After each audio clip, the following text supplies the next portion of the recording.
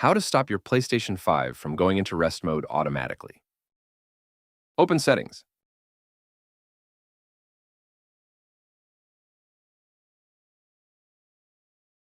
Open System.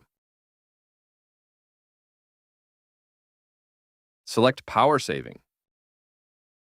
Open Set Time until PS5 enters rest mode. Click during Media Playback. Select Don't Put in Rest Mode.